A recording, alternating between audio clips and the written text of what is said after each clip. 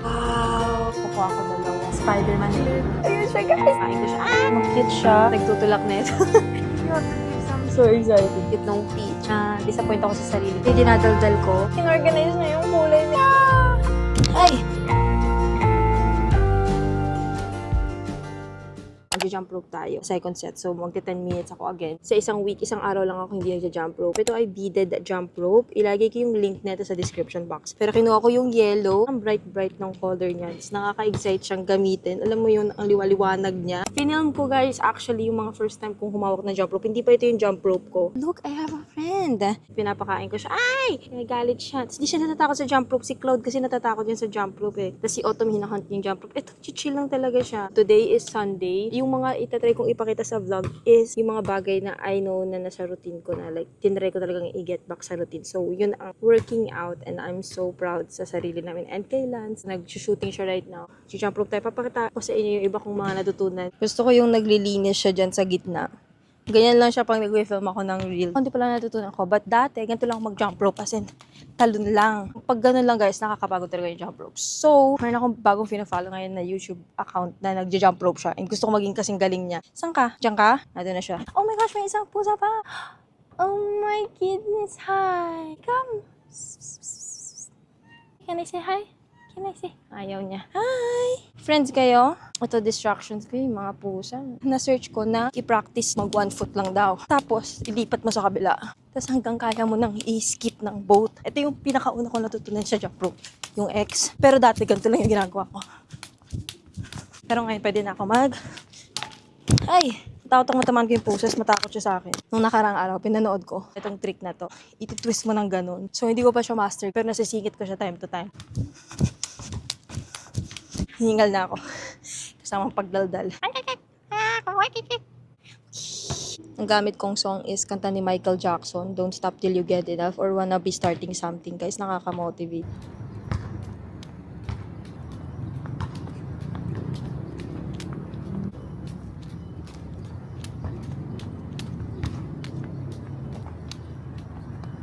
Nakakadkad na yung dulo niya. Ibig sabihin, ginagamit ko talaga siya. And yun yung gusto ko makita sa bagay. Alam mo yun, na talagang alam mong ginagamit mo. Kasi nasisira mo siya like, sa kung paano dapat siya gamitin.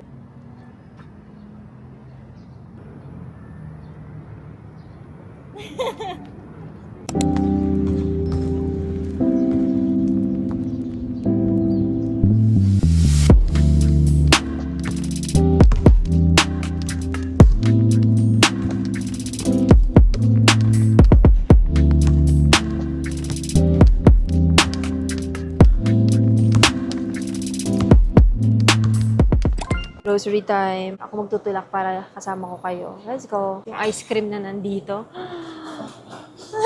Napahawak mo sa ice cream.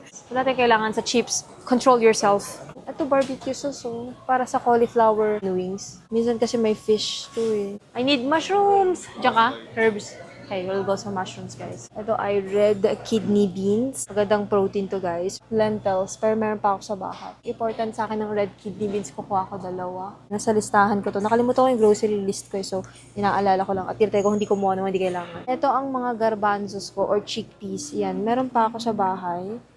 This one. Kasi mahilig ako sa mga, ang daming gato sa ref, like mga jalapenos. Abutin mo ngayon nasa dulo, baby, yung pieces and stems.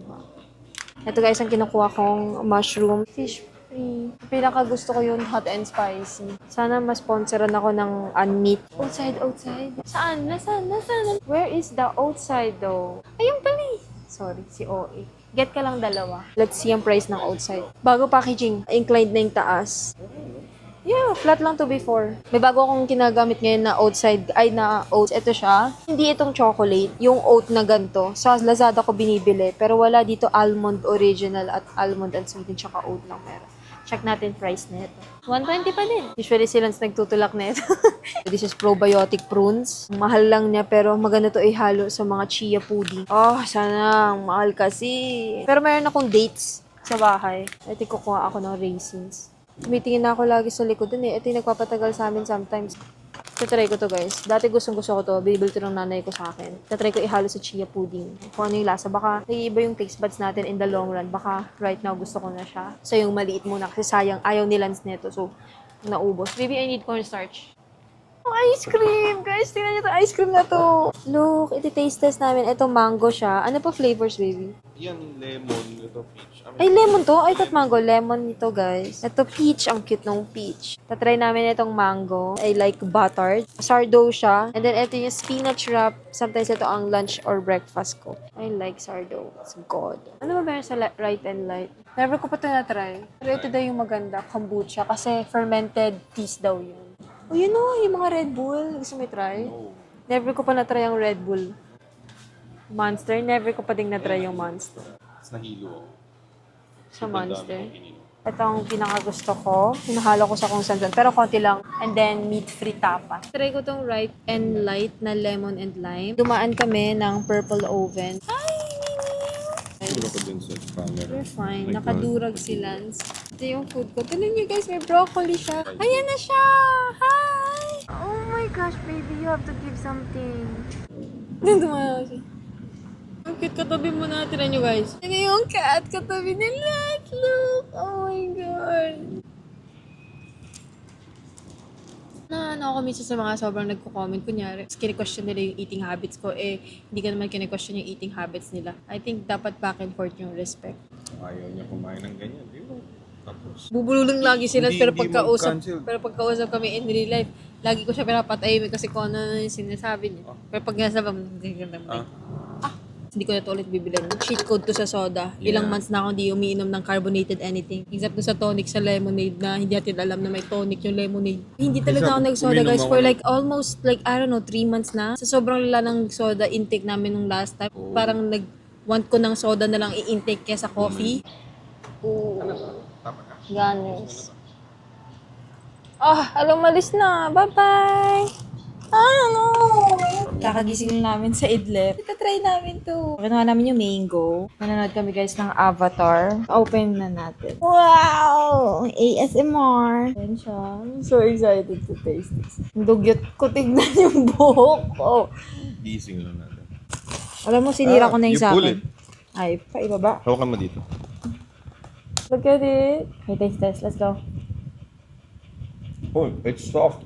It's supposed to be crunchy. I think it's not crunchy. Ba't sa mga ASMR? Oh my God, it's so weird. May kinig si Siri. That's so weird. Biglang nag-play yung Siri. Bakit? I'm scared! Kala ko parang siyang mochi style na ewan. Akala ko dun eh. Akala ko talagang pagkakagat ng crunch. Parang siyang ano. Yeah, Ang cute though. 400 pesos siya. that's crazy. Hindi ko dadala yung DJI, pero gusto ko mag-vlog. So, nag-picture kami kanina. You can eat, baby. You can eat. Please eat. Sabihin tayo. So guys, nagpicture kami kanina. Hindi na ako nag-vlog yung nagpicture kami. Pero nagto kami ngayon sa salad app and gusto ko kayo isama. Meron akong bago nahanap na salad bowl. May plant-based taco siya. So yung taco loco bowl. Ngayon ako nag-vlog sa phone again. Sinintay ko na lang. Papakita ko sa inyo. Guys, excited ako. Sana naririnig nyo. Wala din namang music dito. At gusto nila manood ng Odyssey. Pero huwag tayo manood ng Odyssey kasi nanood kami sa Wednesday na Spider-Man Brand New Day. At excited ako kasi sa Gloria tayo. Ay, need ko i-rewatch lahat. Hindi, panoorin natin yung pinanood ko kanina na recap. Okay. And Gusto mo then, i-rewatch puno pa tayo ng yung Thunderbolts. Doomsday ko. Okay. Ang gusto kong gawin, i-vocalize ko na lang guys. Kasi binalikan ko yung mga old vlogs ko. And hindi ako masyado nag-iisip ng mga angles. Before, ganyan nag-vlog lang ako, nagdadaldal lang ako. So gusto kong i-try ibalik, mag-reconnect sa kung ano ako before, you know. So let's see kung effective. And kung i-add ko itong footage. So, ready go. Diyan, ayun! Here's the food. Ito yung dinadaldal ko bago namin nahanap. Plant-based taco yan, guys. Si Lance nag-order lang siya ng Sbarro. Tapos mamaya meron pa siya sa loob. Papakita ko sa inyo. Tapos ito yung sauce, guys. At ito yung mga kailangan ko yung mix na muna natin. Tapos may mga red kidney beans siya, guys. For someone like me na hindi kumakain ng karne, red kidney beans din yung magandang i-take pag kumakain ng mga ganito. Kasi nandiyan mo makukuha yung protein. Hindi ko lang gusto dito talaga is itong jalapeno. Ito yung bite. Magkukuha ka ng lettuce. Tapos may cucumber din. Siyempre, itong tortilla chips. Pwede mo siyang i-wrap dyan, pero kinakagat ko siya individually. Food haul. Kasi wala nun din ako kumakain ng karne. May mga ni-revisit akong mga food. Katulad niya itong red kidney beans. Hindi ko yun gusto dati. Pero right now, yan na. Mga gusto ko. Hinahalo ko lagi sa mga pagkain, sa quinoa. Kakain lang kami guys. Babalikan ko kayo later. Filming day ako today. May binili ako sa Heyday. Gusto ko talagang i-film na iinumin ko siya. Kasi ito ay ang Beat the Bloat shot. Ayan siya. Naghihiwalay. I-shot natin siya. Actually, meron na akong mga ibang tinitake. Hindi ko pa napapakita sa inyo. Ang dami actually nangyari. Pero ngayon lang ako nakapag parang daily vlog, Pero gusto ko talaga to, like, tinitiis ko talaga to ng ilang araw. Gusto ko i-vlog para mabalikan ko siya in the future na nagtitake ako ng gatong shot or baka may help siya sa akin. Actually, hinanap ko na to sa Joel's Place sa Glorieta. Pero wala na silang shot. So, ito to ang tatry natin sa Heyday. Meron dun 3 options. So, merong Picos Support Shot. Tapos, meron ding Golden Defense Shot. So, yun yung nasa ref. Itatry ko yun sa susunod. I-film din ako ng madami today. So, baka makahelp to. Lalo na swimsuit yung i-film ko. It's not bad. May mas malala pa akong tinitake na shot, ginger and turmeric. This one's good. Tingnan natin kung may help ako na ito sa bloat. Pero I'm happy film ko. Ayan siya, guys. I-reuse ko to. Ang plano ko sanang gawin is maghahanap ako ng parang mga homemade na mga shot na pwedeng i-store or pwedeng i-ferment. Hindi ko alam kung tama yung term. Na pwede kong ilagay sa mga ganito tapos ready na sila sa ref para hindi ako lagi bumibili ng shot. I think nagagawa sa bahay ang mga shot. Tinry lang natin to. So, pwede nyo check out ang Heyday. Nasa Jet automatic wash. kami na car wash. Kita ba nila? I think makikita nila sa gilid. Ayun o. Alang, astig, tingnan mo. Sila. Hello, babe. It's kinda cool. Sila. Wow. By the way, may singaw ako kaya parang kabila ako magsalita. Pwede kang bumaba, pwede ding hindi. Talagang gusto kong itry na hindi bumaba. Kaya, nandito kami sa loob. I'm scared. Mas yung balahibo ko. Ayoko na ako. Natatakot.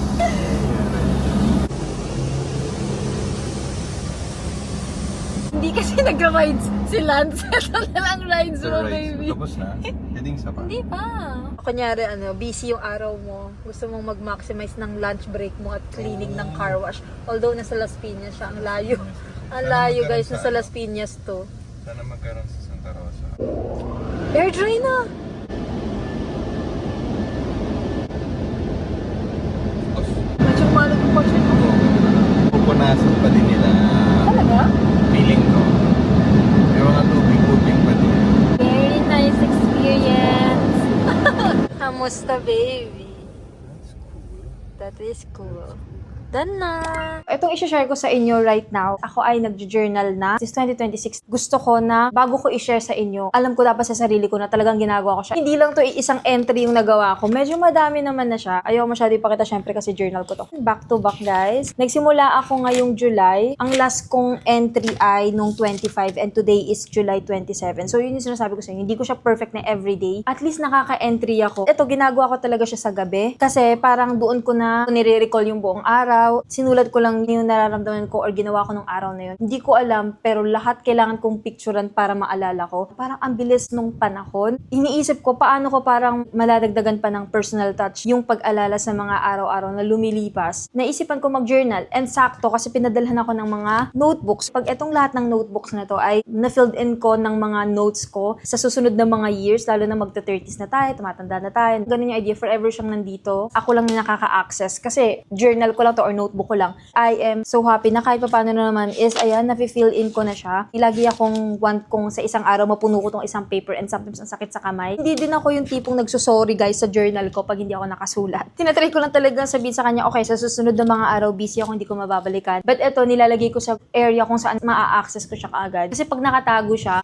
malilimutan ko siyang lagyan or sulatan. Kung ba't ko ito ginawa is, gusto kong balikan yung July this year. Pagka nandun na yung future Sarah sa July next year. So, gusto kong makita yung status ng life, ano yung situation ng mental health ko, kung kamusta yung baby, sila Gucci, paano ko sila kinikwento here, yung mga cat, sila Ash, Mash, sila Cloud, Autumn. Sinusulat ko sila, ina-update ko sila kung sino yung bumisita sa akin. Kasi may mga pinapakain akong pusa sa labas, kung sino yung bumisita sa akin yung araw na to, kung sino yung pinakain ko. Ganun yung mga dinadaldal ko dito. Another thing kung bakit ako nagvo-vlog is para mabalikan ko siya in the future. Kasi binabalikan ko yung old vlogs ko, yung old Sarah. Kasi iba na siya sa ngayong Sarah. Hindi ko siya naaalala. Alam mo yun, hindi siya nakastore sa brain ko. Naaalala ko lang siya through vlogs. Pero parang ang personal pag ginagawa mo siya sa journal. Pinadala lang to sa akin. Ilalagay ko yung links nila sa description box so you can check it out. And meron din akong panibagong planner. Ito guys, nagka-anxiety ako recently kasi nilagyan ko ng plan yung buong July ko. Tapos, nung kinabukasan na hindi ko nagawa yung plan ko, nagka-anxiety ako na disappoint ako sa sarili ko na hindi ko nagawa. Tinatry kong maging realistic. Pero tinan nyo naman kung paano ko finilled in tong month na to. Patapos na yung July. Nagawa ko naman lahat pero hindi yung expectation ng sarili ko. Hindi nangyari guys. Babawi na lang ako sa next month kasi sobrang ino-okay yung plan ng month na to na pati ako na overwhelmed. Yun ang need kong i-practice. Maging realistic na hindi ko i-bombard yung sarili ko sa lahat ng kailangan gawin. Yung August, parang deadlines lang. Konti pa lang napaplan ko dito.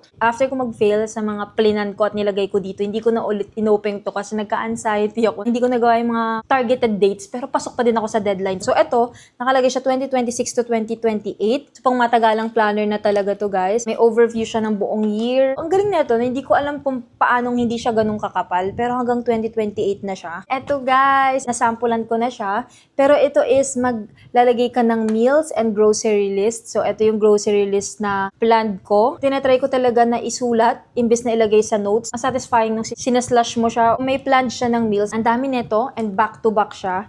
So talagang mapaplano nyo at malalagay talaga kayo guys sa tamang routine. Makikita nyo lang to, ilagay nyo lang sa desk nyo, mababalikan nyo siya kaagad. Sobrang perfect talaga nung time guys. Tignan nyo kung gaano kadami ang pens ko. Erasable tong ballpen na to. So ito yung ginagamit ko sa monthly planner. Pagka nagkamali ako, hindi mapangit tignan yung planner, pwede ko lang burahin. Susulat ka ng ganyan. Kita nyo? Buburahin natin. Gumagana talaga siya as you can see.